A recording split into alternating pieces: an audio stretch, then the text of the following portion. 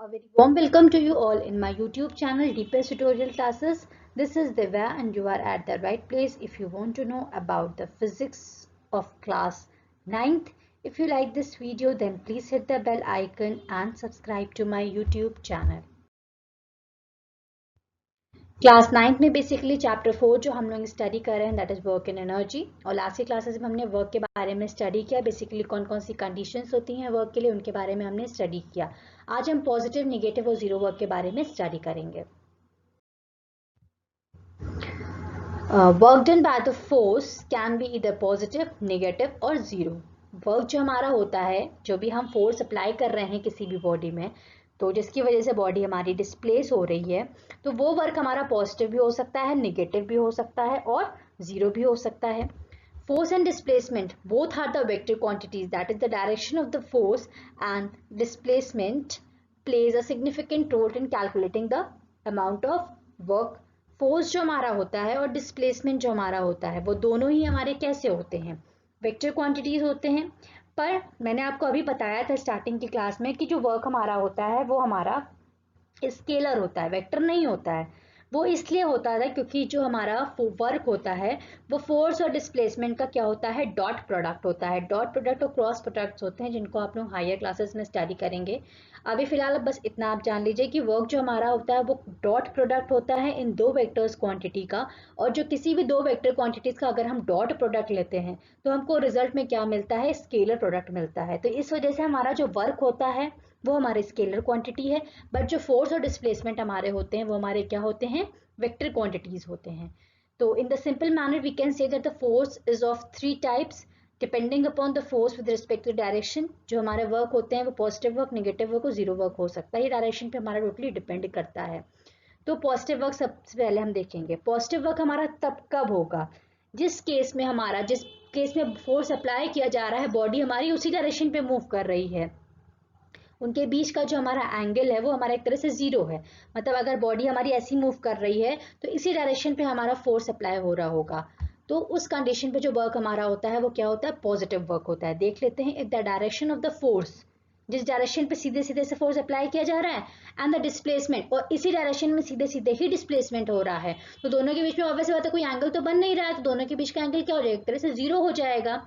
तो in the direction of the force and the displacement are in the same line, that is the angle between the direction of the force and the direction of the displacement is zero. The work is called as a positive work और उस condition पे work हमारा क्या होगा positive work होगा।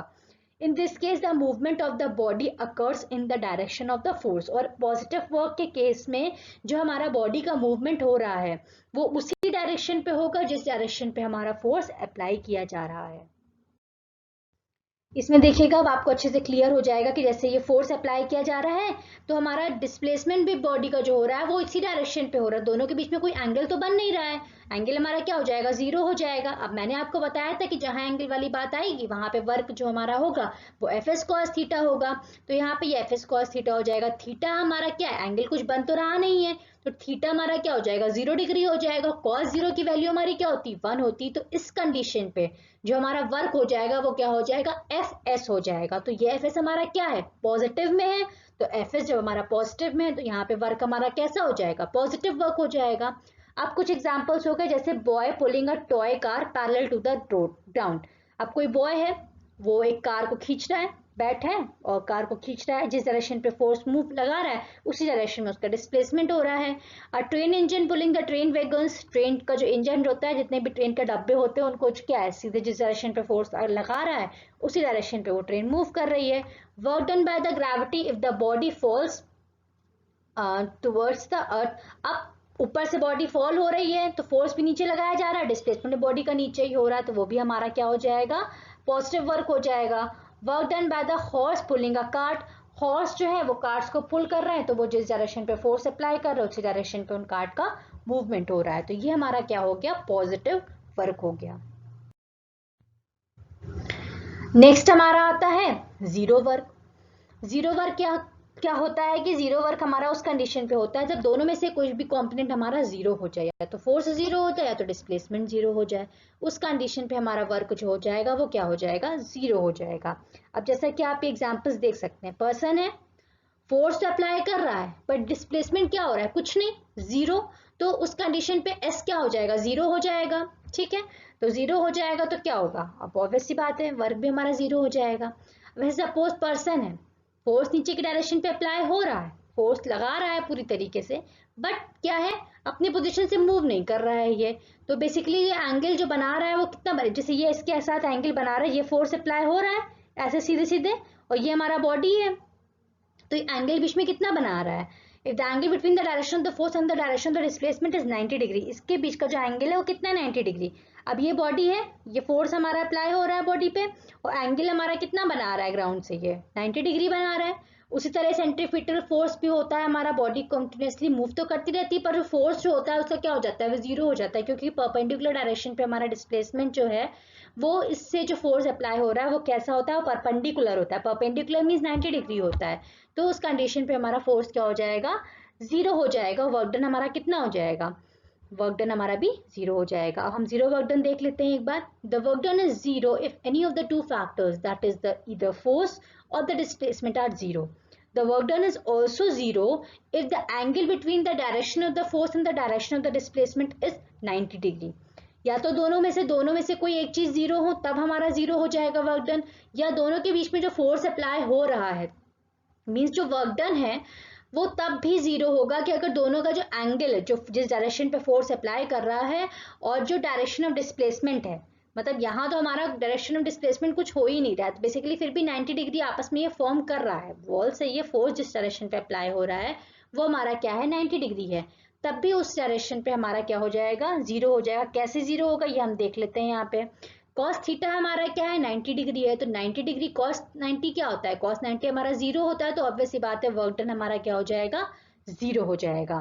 तो ये हमारा हो गया जीरो वर्क डन। एग्जाम्पल आपने देख ही लिया है, एक बार फिर से देख लेते हैं।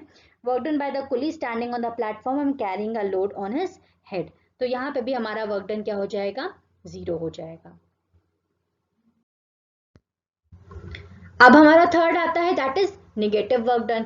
निगेटिव वर्क डन में क्या होता है कि जिस डायरेक्शन पे हम फोर्स अप्लाई कर रहे हैं, बॉडी का जो मूवमेंट है वो उसके अपोजिट डायरेक्शन पे हो रहा है। मतलब अगर हम अप्लाई फोर्स ऐसे कर रहे हैं तो बॉडी कैसे मूव कर रही है, ऐसे मूव कर रही है, तो आपस में ये एंगल क्या बना रही है, ये एंगल पूरा 180 डिग्री का एंगल बना रही है। अब जैसे कि हम रोड पे मूव करते हैं तो फ्रिक्शनल फोर्स जो होता है वो अपोजिट डायरेक्शन से एक्ट करता है, हमारी बॉडी आगे मूव करती है, तो फ्रिक्शनल फोर्स भी तो एक फोर्स है, वो फोर्स कैसे एक्ट कर रहा है, वो हमारी तरफ एक्ट कर रहा है, हमारी बॉडी कैसे मूव कर रही है, आगे की तरफ मूव कर रही है। आप देख सकते हैं कि फ्रिक्शनल फोर्स हमारा एक तरह से अपोजिंग फोर्स होता है। मैंने आपको अभी स्टार्टिंग के क्लासेस में और लेसन्स में स्टार्टिंग में चीज पढ़ाई है कि फ्रिक्शनल फोर्स हमारा अपोजिंग फोर्स होता है, वो अपोजिट डायरेक्शन से एक्ट करता है जिस डायरेक्शन में बॉडी हमारी मूव कर रही है। तो यहाँ फोर्स ऐसे लग रहा है, वो बॉडी कैसे मूव कर रही है, ऐसे मूव कर रही है, तो दोनों के बीच का एंगल हमारा कितना बना रही है, 180 डिग्री का एंगल बना रही है। So if the direction of the force and the displacement are opposite to each other, that is the angle between the direction of the force and the direction of the displacement is 180 degree, the work is called as a negative work. In this case, the movement of the body occurs in the opposite direction of force. मतलब जो body का movement है वो उसके opposite direction पे, जिस direction पे force apply किया जा रहा है। तो जैसा कि आप इसमें देख सकते हैं, इसमें एंगल कितना बन रहा है, 180 डिग्री, तो कॉस 180 क्या होता है हमारा, -1 होता है। तो इस कंडीशन पे वर्क डन जो हो जाएगा वो -FS हो जाएगा, मीन्स हमारा वर्क डन क्या है, निगेटिव वर्क है। Work done by the brakes, brakes में भी यही होता है, व्हीकल्स में हम ब्रेक अप्लाई करते हैं, हमने फोर्स आगे लगाया, बॉडी हमारी पीछे की तरफ झटका लेती है, तो ऑब्वियस सी बात है उसके अपोजिट में मूव कर रही है, तो हमारा एक तरह से एंगल कितना बनता है, 180 degree. Work done by the force of gravity when the body is projecting away from the surface of the, वही हमारा यही फ्रिक्शनल फोर्स वाला एग्जांपल है, तो ये हमारा हो गया नेगेटिव वर्क। अब हम कुछ न्यूमेरिकल्स देख लेते हैं वर्क के, और इसके बाद जो हमारा नया टॉपिक होगा that will B of energy. तो सबसे पहले हम लोग वर्क के कुछ न्यूमेरिकल्स डिस्कस कर लेते हैं। The force of 7 Newton acts on an object. The displacement is 8 meter in the direction of the force. The force acting on the object throughout the displacement. What is the work done by the force? Force object पे क्या है, 7 Newton, displacement कितना हो रहा है, 8 metre, तो work done क्या हो जाएगा, F into D, displacement S जो हमारा है that is 7 into 8, that will be 56 newton metre भी लिख सकते हैं और जूल भी लिख सकते हैं। नेक्स्ट है, a man lifting a luggage of 15 kg from the ground and put it on his head 1.5 metre above the ground, मतलब ग्राउंड से ऊपर तक उसको रखने में कितना है डिस्टेंस है, कितना हाइट है 1.5 मीटर। तो 1.5 मीटर क्या हो जाएगा, डिस्प्लेसमेंट हो जाएगा एक तरह से, डिस्टेंस मतलब वहां से वहां तक का जो डिस्टेंस है वो कितना है 1.5 पे, तो डिस्प्लेसमेंट कितना हो जाएगा 1.5। लगेज का जो मास है वो हमारा 15 kg है, तो 15 kg मास है, और हमारा पता है फोर्स में हम लोग F जो होता है वो mg होता है, F is equal to mg होता है। तो gravity acceleration due to gravity हम 9.8 है, 10 यहाँ पे कंसीडर किया है। तो फोर्स हमारा क्या हो जाएगा mg इंटू ये डिस्प्लेसमेंट s हो गया, तो मास 15 हो गया, ग्रेविटी 10 हो गया, और s हमारा 1.5 हो गया। तो उस कंडीशन पे वर्क डन हमारा कितना हो जाएगा 225 न्यूटन मीटर या 225 न्यूटन जूल। Next question है, a boy pulls a toy with a force of 50 Newton through a string which marks an angle of 30 degree। अब देखिए यहाँ पे जो फॉर्मूला लगेगा वो क्या लगेगा, एफ एस कॉस थीटा, क्योंकि यहाँ पे एंगल आ गया। with the horizontally so as to move the body at the distance of 1 horizontally। 1 यहाँ पे बेसिकली हमारा मीटर है, 1 मीटर दिया हुआ है horizontally. What is the amount of work done, work done पूछा गया है। F is equals to W is equals to F S cos theta होता है, तो F हमारा कितना है, फोर्स 15 न्यूटन का दिया हुआ है, डिस्टेंस हमारा 1 मीटर दिया हुआ है, और कॉस थीटा हमारा जो है 30 डिग्री। कॉस थीटा की वैल्यू जो होती है वो क्वेश्चन में आपको मेंशन है, √3/2 होती है, इंटू 5 हो गया, 2 से कटेगा हमारा 25 हो जाएगा, 25 √3 हो जाएगा। √3 की वैल्यू 1.732 होती है, इसको मल्टीप्लाई करेंगे तो हमारा 43.3 आएगा जूल्स या न्यूटन मीटर, ये हमारा वर्क डन हो जाएगा। Next question of, if the string was inclined making an angle of 45 degree horizontally, how much pull would he apply along the straight line to move it through the direct distance of 1 meter if the work of 43.3 is done। अगर work हमारा 43.3 है तो हमें यहाँ पे क्या calculate करना है, फोर्स कैलकुलेट करना है, और डिस्टेंस हमारा 1 मीटर दिया हुआ है, और हमें एंगल 45 डिग्री दिया है। वर्क हमारा 43.3 हो गया, इंटू एफ कैलकुलेट करना है, इंटू डिस्प्लेसमेंट हमारा 1 है, कॉस 45, कॉस 45 1/√2 होता है, और एफ यहाँ पे हो जाएगा 43.3 इंटू √2, √2 की वैल्यू 1.414 होती है, और एफ हमारा निकल के आ जाएगा 61.23 न्यूटन। Next question है, block of mass 2 kg slides down an inclined plane of an inclination 60 degree. Find out the work done by the force of gravity as the block slides through 1 meter। Work done पूछा गया है, force हमें दिया हुआ है, force नहीं दिया हुआ है, इनफैक्ट हमें मास दिया हुआ है, तो मास हमारा फोर्स mg हो जाएगा, तो फोर्स m की जगह हमारा 2 हो जाएगा, g हम 10 सपोज कर लेंगे, दिया ही हुआ है हमें क्वेश्चन में। डिस्टेंस हमारा 1 मीटर है, एंगल हमारा 60 डिग्री दिया हुआ है, और 60 नहीं सॉरी यहाँ पे 30 डिग्री दिया हुआ है।